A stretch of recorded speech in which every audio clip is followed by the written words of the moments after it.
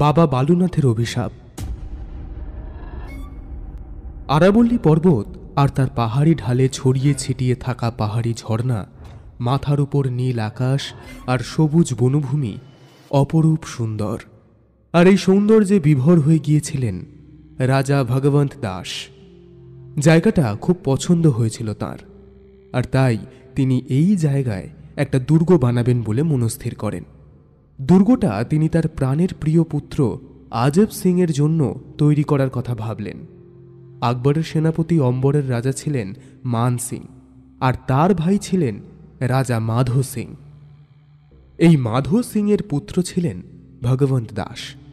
জায়গাটি থেকে ফিরে এসে রাজা ভগবন্ত দাস তার পরিবারের সামনে দুর্গ নির্মাণের ইচ্ছা প্রকাশ করেছিলেন। এরকম একটি সুন্দর জায়গায় দুর্গ নির্মাণের কথা শুনে খুশি হয়েছিলেন সবাই। কিন্তু সেই সময় সেই আরাবল্লী পর্বতের পাহাড়ি ঢালে একজন সাধু বাবা বাস করতেন। তার নাম ছিল বালুনাথ। রাজা ভগবন্ত যখন তার মন্ত্রীদের আরাবল্লী পর্বতের ওই স্থানে দুর্গ নির্মাণের জন্য কাজ শুরু করতে বলেছিলেন, তখন তার এক মন্ত্রী রাজাকে জানান যে ওই স্থানে দুর্গ নির্মাণ করার আগে বাবা বালুনাথের আশীর্বাদ নেওয়া অত্যন্ত জরুরি। কারণ জায়গাটিতে বাস করতে করতে বাবা বালুনাথের একটা নিজস্ব অধিকার জন্মে গেছে জায়গাটির উপর। রাজা ভগবন্ত দাস মন্ত্রীর কথা মেনে নিয়ে পৌঁছে যান বাবা বালুনাথের কাছে। বালুনাথের কাছে পৌঁছে রাজা নিজের মনের ইচ্ছা তাকে জানান। রাজার এহেন অভিপ্রায় শুনে কোনো রকমের বাধা দেননি বাবা বালুনাথ। তিনি রাজাকে ওই স্থানে দুর্গ করার অনুমতি দিয়েছিলেন। তবে তার একটাই শর্ত ছিল। শর্তটি হল, যে কুঠিরে তিনি বাস করেন দুর্গের জন্য সেই কুঠিরে যেন সূর্যের আলো আসতে বাধা না পায়। তিনি আরও বলেন যে যদি রাজা তার শর্ত না মানেন তবে তার অভিশাপে ধ্বংস হয়ে যাবে দুর্গ আর দুর্গের বাসিন্দারা।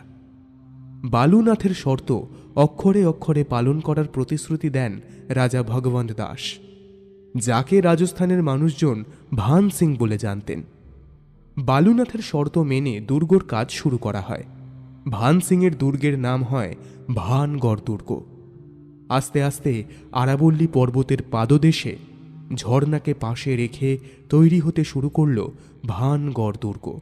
দুর্গের আকার দিনে দিনে সুবিশাল হতে থাকে। কিন্তু এই দুর্গ শেষ হওয়ার আগেই রাজা ভগবন্ত দাস মৃত্যুবরণ করেন। আর ভগবন্ত দাসের মৃত্যুর পর দুর্গ নির্মাণের ভার এসে পড়ে তার পুত্র আজব সিং এর উপরে। কিন্তু আজব সিং খুব একটা ভালো ছিলেন না।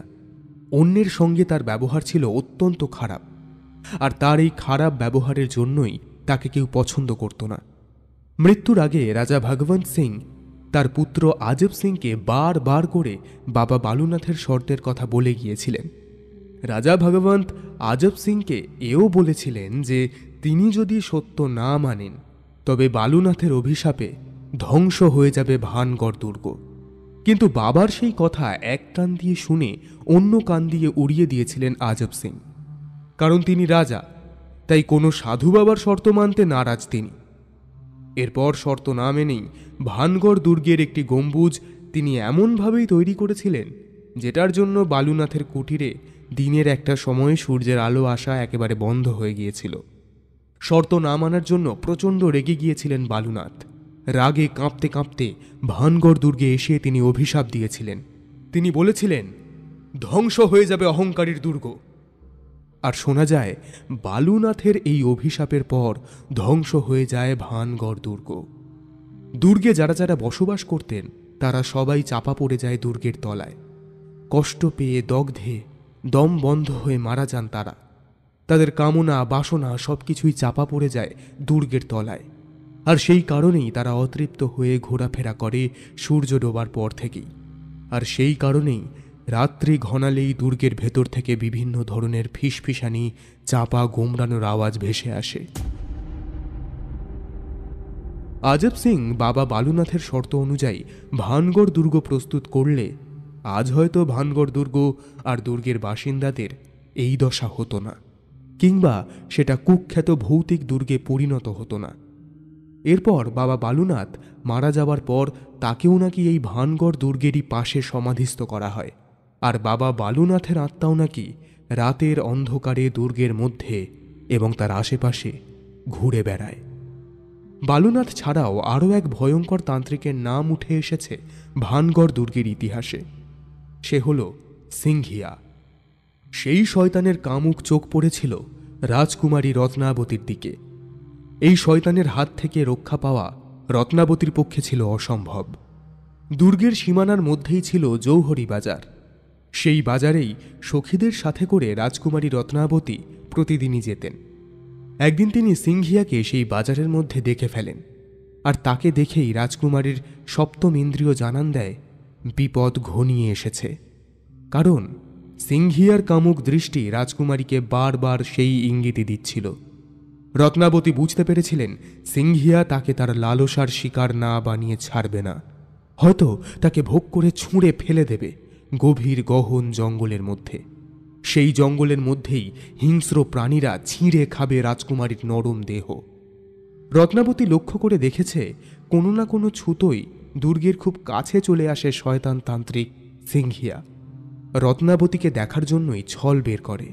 রানীমহলের বাইরে বেরোলেই রত্নাবতী বুঝতে পারে শয়তান তান্ত্রিকের চোখ রত্নাবতীকেই খুঁজে চলেছে।